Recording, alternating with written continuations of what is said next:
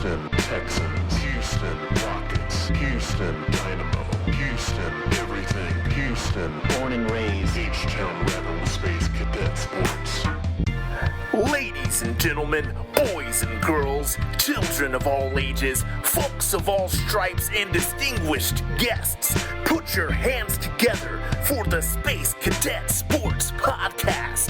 Houston, we have Paul Salazar Jr. Hey y'all, welcome back to the Space Cadet Sports Podcast, your Houston sports podcast for die-hard Houston sports fans from a die-hard Houston sports fan. I'm Paul Salazar Jr., your favorite die-hard Astros fan podcaster. I'm an actor, improviser, writer, creative multi-hyphenate, and of course, and most importantly, I'm a proud Houston native, and I have the receipts to prove it.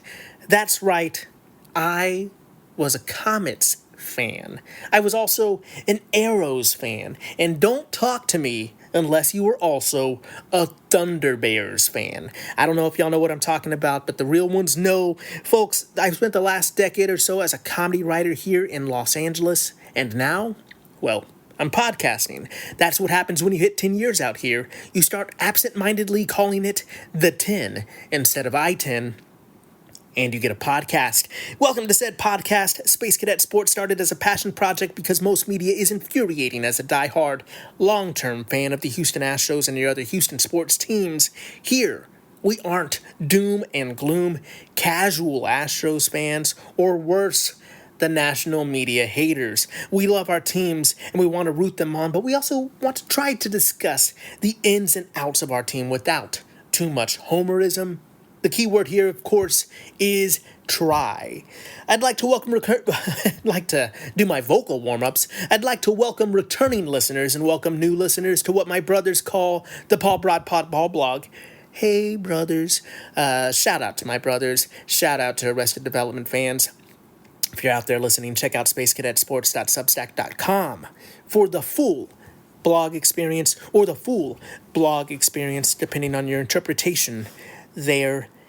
We're recording this transmission here in sunny Los Angeles, where I'm joined by my co-host and co-producer, the Ross to my Frasier. Carla, the dog, is sitting here with me. Listeners of the podcast know that she may get on mic from time to time. She's got the hot takes on this podcast. I've got the cool takes. I am here to be reactionary to those crazy hot take podcasts and blogs that you hear out there. We want to love up on our teams, even if it's a little tough right now. Eesh, folks, on this episode, it is tough to be positive in this day and age, that's for sure. Especially when the Astros are getting swept by the Oakland, Vegas A's of Sacramento.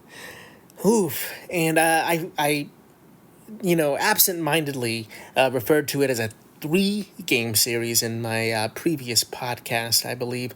Of course, that's a 4-game series. I knew that. You knew that. I said 3.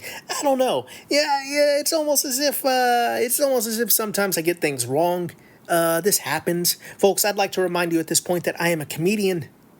I am a goofball. I am a super fan. I don't pretend to be anything more than that. I will own my mistakes when I have them. And that being said, I'd like to wish a good day, mates, to all of our listeners, all of our Houston hustlers, all of our Australian listeners out there. But let's get to the podcast, folks. Oh, boy. Sound the alarm. The Astros are in first place in the AL West with 60 wins. Sound the alarm, folks. They just got swept by the A's, but we need to sound the alarm. We need to rail against the machine. We need to have the panic meter here. Because how panicked are you actually right now? Y'all sound a little insane. You sound a little reactionary right there on the internet. Folks, I'm just going to hit you with a calmate. I think that we should all calm down a little bit. I mean, we swept the Diamondbacks just to get swept by the A's. It's been a rocky July for the Astros. They have played really good baseball towards the beginning. Then injuries started to pile up, and kind of has been a seesaw type of July for these Astros. Are the Astros in real trouble after getting swept by the lowly A's? The Tigers have been struggling. The Yankees have been struggling. And this team is 100%, or maybe even 1,000%, to sound a little presidential. They are struggling right now. I guess truly to sound presidential, I'd have to have some LDE and to be hateful. But, I'm obviously making jokes about 1,000% here. I think, I still think that even after a bad week, even after this struggle of a month, or this up and down month, the Astros are still in first place in the AL West, and they are still the team to beat in the AL West. Now, obviously, we don't want to get too comfortable. I think this is still the case. We knew going into this season that this was going to be a 3-horse race in the AL West. The Mariners, the Rangers, they're both 4 games behind the Astros as of the recording of this podcast. But I truly think the Astros are still number 1, so they're still the team to beat until one of these teams takes first place of the AL West and holds it and wins it. I really think the Astros are the team to beat in the AL West. That's just how it is, at least in my mind. I mean, look, I know it's been a tough week. I know getting swept by the A's doesn't feel good, especially in the fashion that they did. I mean, we'll get to that in a minute. It's just hard to take that many L's at the beginning of this podcast, folks. But, they are 4-6 since the All-Star break, if I'm reading this correctly. That's a tough stretch of games, but I mean, come on, 4-6. that's a sub 500, I know, but 4-6 for a team that has this many injuries, that is essentially fielding a quadruple A lineup. I'd say that's doing pretty good. Now, I'm not saying that this is ideal, that this is what I want, that I'm content with this. All I'm saying is that if you're burying this team, if you're freaking out right now, they went 4-6 since the All-Star break. I know. I know. It doesn't feel like that. It doesn't feel good.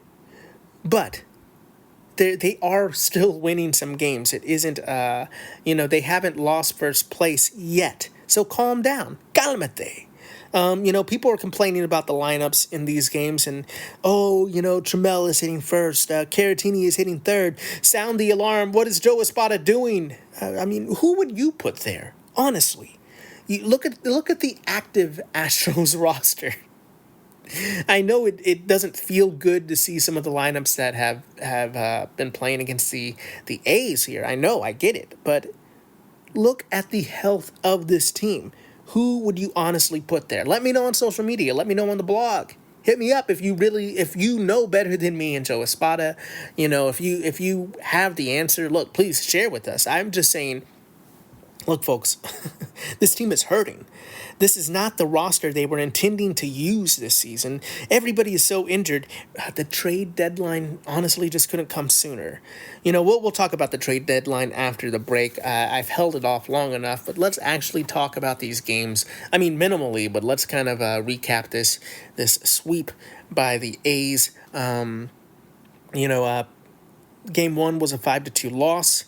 Serenity now. Jason Alexander went 6 innings, giving up 11 hits, 5 runs, 5 earned runs. He gave up 2 walks and struck out 3 batters, giving up 1 home run. Tough game. I think, we'll get to the series coming up. I don't know if they're looking to give Vandelay Industries another opportunity to start here, or if he is being transitioned to the bullpen. But it was definitely a tough game. But what you have to be, at least what I was grateful for at the time, at the time of the game, I was grateful that he went 6 innings. I was like, you know what? Yeah, for Jason Alexander going out there and eating some innings, I'll take it. Obviously, you don't want to give up that many runs. It was a tough game, but he ate some innings. You're like, okay, maybe he did his job a bit. Hector Neris came in and gave 2 good innings. Give us a little bit of hope in the game. Give us a little bit of hope for Hector Neris, and then Stephen Okert came out and closed out the game. Taylor Trammell in this game, he was 3 for 4 batting leadoff with 1 strikeout. So I get it. I understand, like, Taylor Trammell has come out of nowhere. He hasn't exactly been the most consistent player, and all of a sudden he's batting leadoff. I understand that's a little alarming for some fans, but I mean, Cam Smith has had a tough month in July. We'll get to that.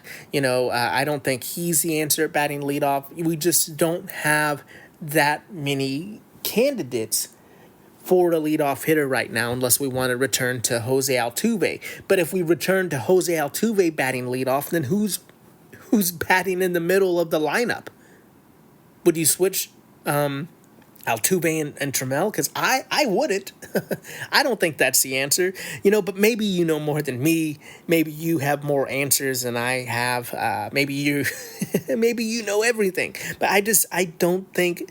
This obviously was a tough game to lose, but at the time, that still felt pretty good. What didn't feel good in this game was 0 for 5 with runners in scoring position. There was just not a lot of lineup offense from this lineup. The game felt winnable, even though at certain points in the game it really felt like this one just got away.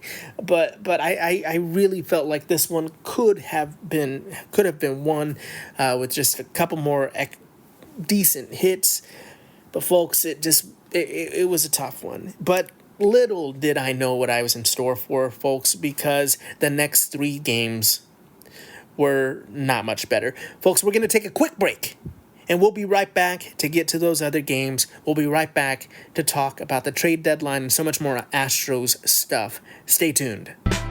Houston Astros, Houston Texans, Houston Rockets, Houston Dynamo, Houston everything, Houston born and raised, H-Town Rebel Space Cadet Sports. And we're back. Folks, welcome back to Space Cadet Sports Podcast. I'm your host, your irreverent host, Paul Salazar Jr. You just, dropped the needle in the middle of the record here. Oh my God, I'm sure people know what I'm talking about, but that's a super old reference even for me. In game 2, folks, I had to put it behind a break because I couldn't deal with it. I had to take a break. I had to breathe. Try to remain calm, get my emotions in order. There are so many things happening in this world right now. I maintain that there's no reason for me to get this emotional over baseball when there's so many fights to fight. There's so many things to do. I don't want to get this emotional over baseball, but this game hurt. It was a 3-15 loss. Oof, right in the feels for me. This Nick hurts as Nick Kurtz hits 4 homers against the Houston Astros in this game. It was a historic game, and the Astros were just on the other side of it. There's no other way around it. You tip your hat to Nick Kurtz, and you tip your hat to the team, and you try to bounce back the next day. Really, there's nothing of note about this game unless you want to see Nick Kurtz highlights. I made that pun, and now I can't say his name right. I apologize. And also, I apologize if you're watching those highlights. Just don't watch them. It's not very fun. Kurtz, donut. Zach Short, of course, hit a home run in this game. Chaz McCormick, it was 2 for 3. Trying to improve his trade value a little bit, showing that he is not just a master bunter nowadays. But if I'm talking about these two, if I'm talking about the 8th and 9th hitters in this lineup on this day, you can tell it wasn't a very good offensive game. The only positive is, I guess, McCormick improved his trade value minimally in this game. It was 1 for 7. The team was 1 for 7. With runners in scoring position. Looking at the pitching here, obviously didn't go too well in a game that gave up 15 runs. Ryan Gusto started the game. He went 3 1/3 inning pitch with 8 hits, 8 runs, 8 earned runs, 1 walk, and he did pick up 5 strikeouts, giving up 2 home runs. Picking up 5 strikeouts, in 3 1/3, that's nice, but everything else, good Lord, it was a tough one for Ryan Gusto. He definitely is another pitcher that we have leaned on this season, but perhaps, he's wearing down a little bit, maybe. I really don't know. He also has been bouncing back between starting pitching and the bullpen, so maybe that has a little to do with it, but it was definitely a tough game for Gusto on the mound. Nick Hernandez came in and got pitched 2 2/3 of an inning, giving up 2 hits, 2 runs, 2 of them earned, 3 walks as well, and 5 strikeouts, giving up those earned runs on 2 home runs. Obviously, if I'm trying to say this is a bit of a silver lining, the game was not that great, but it was good to see Nick Hernandez find a little success here. But I mean, that's just because he ate some innings in this game. Caleb Ort came in and continues to struggle. And obviously, if you're looking for Nick Hernandez to eat that many innings, your bullpen is struggling. It was ripe for a position player taking the mound, and Cooper Hummel pitched in the 9th. Game 3, hopefully bounce back for the team. No, it was a 5-1 loss. Somehow, even worse offense in this game. Hunter Brown took the mound, but, honestly, he was good. But he was not quite back to his dominant self quite yet. He went 5 innings, giving up 4 hits, 1 run, only 1 earned run, 2 walks and 5 strikeouts. Obviously, after a game where the starter struggled to get some innings, you're really hoping that Hunter would be able to get a quality start. But going 5 innings, he really battled in this game. It was good to see him battle. I think he is making his way back, but obviously, I think Hunter Brown is showing a little wear and tear. We've talked about it in the past on the podcast. We might kind of maybe get a little accustomed to Hunter pitching 5 innings. Maybe you don't want to extend him sometimes. I think he will be on a bit of a pitch count in August, trying to get him right, trying to make sure he has enough in the tank to hopefully last a playoff run. Folks, in this game, Hector Neris came in. He gave up 3 runs at the end of the game, and it hurts to say this, but I don't think this man is going to last long in this bullpen the way he's going, especially once the team gets healthier. Right now, the Astros are needing to depend on a lot of pitchers that I don't think they would necessarily want to depend on. They're definitely depending on a lot of people on both sides of the ball all over this lineup that I don't think they were hoping to depend on this season. But unfortunately for Hector Neris, he is an Astros legend to me, but he has been struggling this season no matter who he's pitching for. And, you root for him. You hope he can get it right, but it looks like he's having some struggles here. The team was 1 for 5 in this game with runners in scoring position. They had 4 hits as a team with 10 strikeouts. Yikes. That ain't going to do it, folks. This game might have been the low light offensively. It was tough to watch this lineup in this game. Not going to lie. Not going to do it. This lineup is not going to do it. All right? Game 4 of this game. Today's game, earlier today. I'm like, today? Yeah, it felt so long ago now. I'm recording this podcast on Sunday, trying to get it ready for Monday. So today's game for me, maybe you're listening to this on Monday, so you're like, today's game? We didn't play the A's? Who is this fool? He says he's a comedian. He must be making jokes like this. But today's game for me was a 7-1 loss. Colton Gordon pitched 5 innings. He gave up 6 hits, 4 earned runs. 4 runs in total for him. 0 walks, which is good to see from Colton.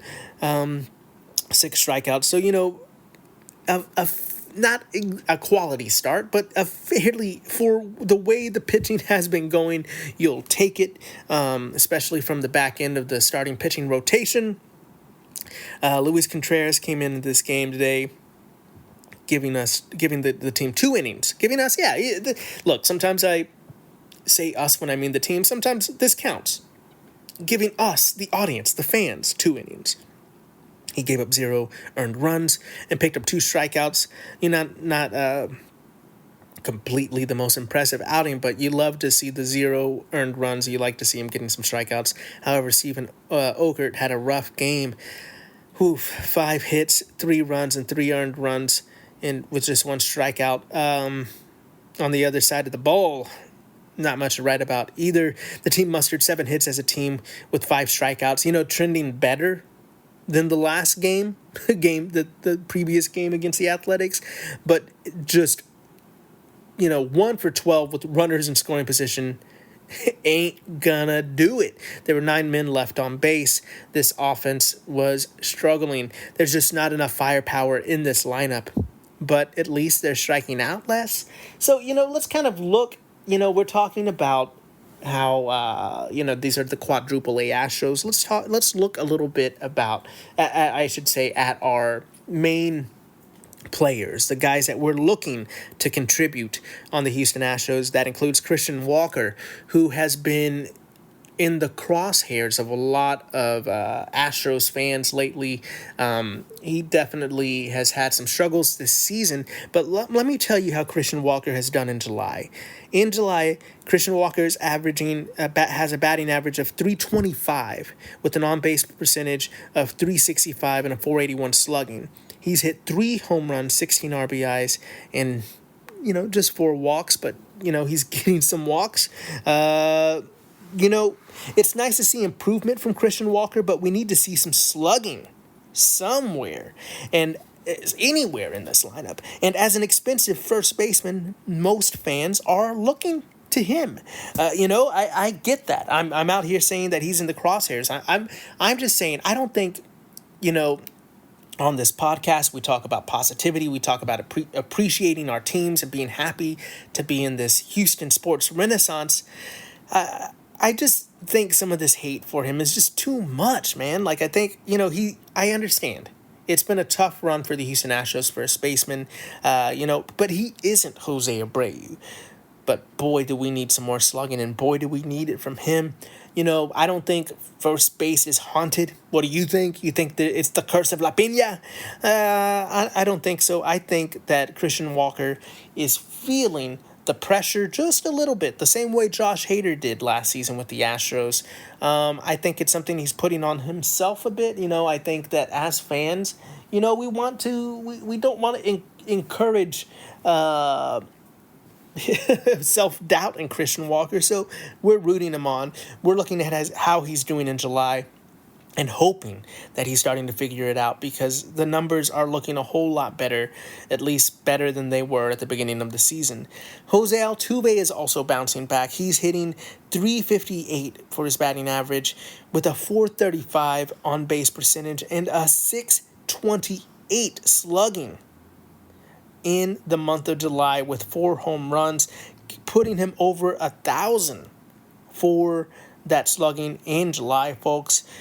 People have been so critical of Jose Altuve this season. I get it. He's not the same player he was when he was younger. He might not be the leadoff batter anymore. He might be playing left field and second base. And it's not a left field experiment gone wrong. It's Jose Altuve being flexible for the team, helping this team maintain that window, to keep that window open longer by being flexible. Jose Altuve should be considered a hero for being flexible here. I understand he might, fans might say he isn't who he used to be, but I'm here in Los Angeles. It's been tough for me. It's been a tough summer for a Latino man living in East LA. Let's just say that. I know people don't like politics, but truly you have to condemn ICE at this point. Truthfully, if you're standing idly by and just saying, those folks are fine, there's something wrong with you. It's been a tough month here in Los Angeles. It's been a tough summer. It's been a tough year. Just last night, I saw a wildfire start from my window. Luckily they. The fire department put it out safely and quickly. But I'm just saying, it's been nuts out here in LA. But Mookie Betts, you're like, where is he going with this? Mookie Betts has had an even tougher month in LA, at least statistically. Mookie's July, he's hitting 184 as his batting average with a 234 on base percentage and a 314 slug with 2 home runs. Woof. Folks, this is some perspective for you. Seeing somebody like Mookie Betts hit like this is just like, my goodness. Sometimes players have some struggles. Sometimes streaky players can find some streaks. Jose Altuve is bouncing back. He is helping this team. I don't want to hear the hate.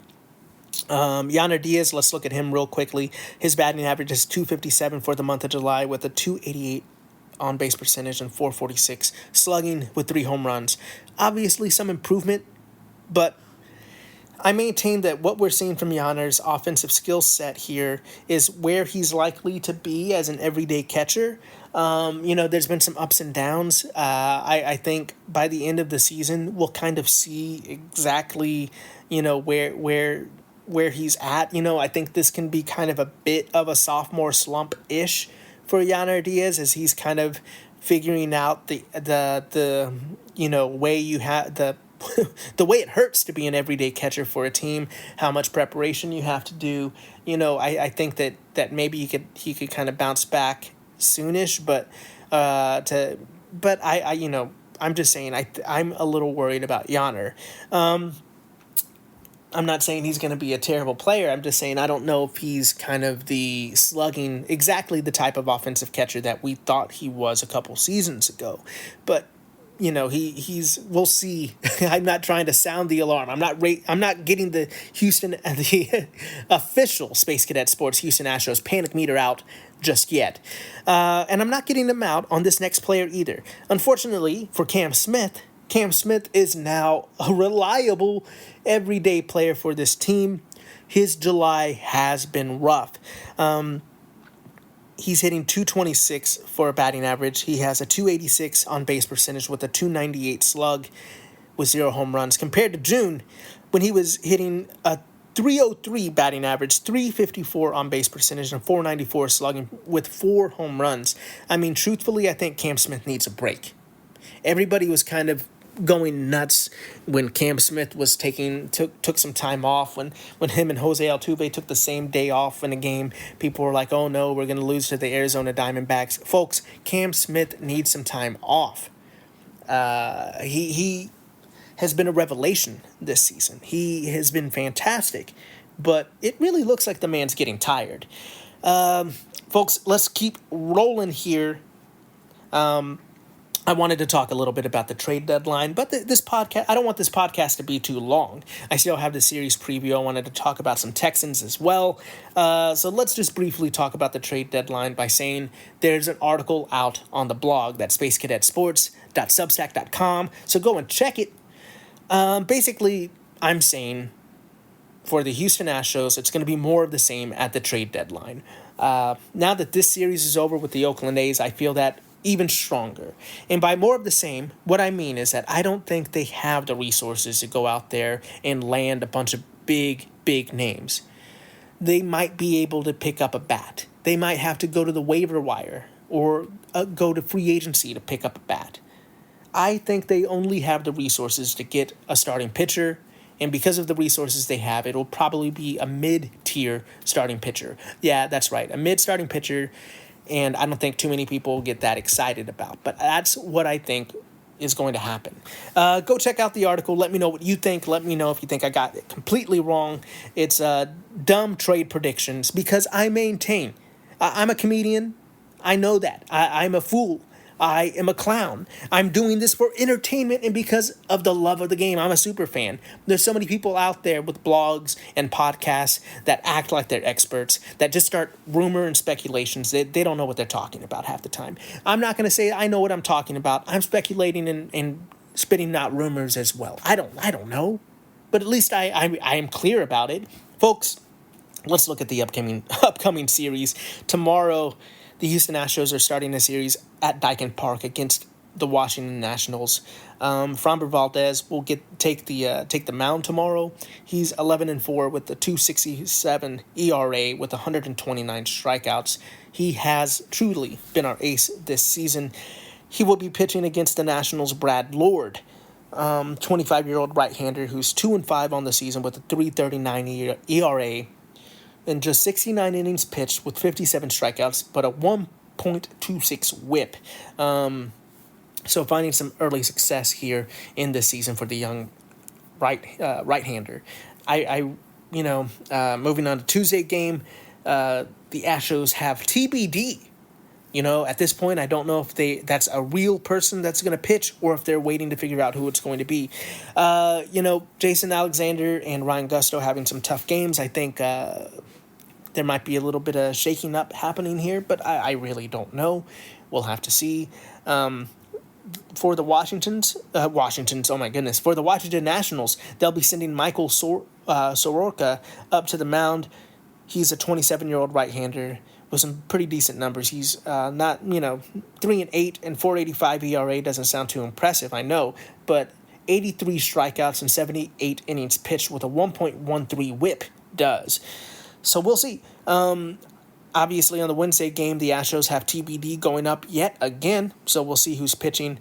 And TBD will be pitching against Mackenzie Gore, who is 4-10 with 3.52 ERA, 117 and 2/3 innings pitched with 144 strikeouts and a 126 WHIP. So these Nationals aren't exactly winning a lot of games, but their pitching numbers don't look too bad. These pitchers seem sturdy to decent inning eaters, and the Astros love to make mid pitchers look like Hall of Famers. Shout out Billy Wags, made it to the Hall of Fame. I grew up watching games in the Astrodome and at Minute Maid. Obviously, Billy Wagner was one of my favorite pitchers. It's good to see him in the Hall of Fame. Good to see him in an Astros hat. But, back to the Astros, the current era Astros, I hope that they're able to do some damage against these pitchers. They will have to find some slugging somewhere in this lineup. Hopefully, Christian Walker starts popping off. We're hoping that Arizona Diamondback series kind of got him a little right. The A's series hasn't been too great for him. Hopefully, he bounces back here. We're going to need him. Maybe we'll have to resort to some small ball, some more bunting, some hit and run, some stuff like that the Astros have shown that they're willing to try, if nothing else. Joe Espada is going to have to keep throwing out new lineups every day to find one that works. It's a new day, a new lineup. That's just how it goes. I don't know how he's keeping this team so competitive through the month. I know we're losing games, but 4-6 for the lineup we have is kind of incredible.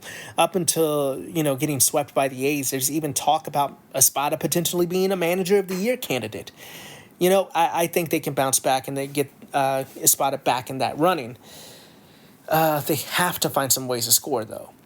And good Lord, let's hope La Grasa helps steady the ship again. We need Franchise to play stopper yet again. He's done it in the past. He's done it last season. He's done it this season. We need him to play stopper and go deep into this game and hold it down to a minimum of runs to support this bullpen, to let the bullpen rest and get right, and hopefully to keep the score low enough for this anemic offense right now.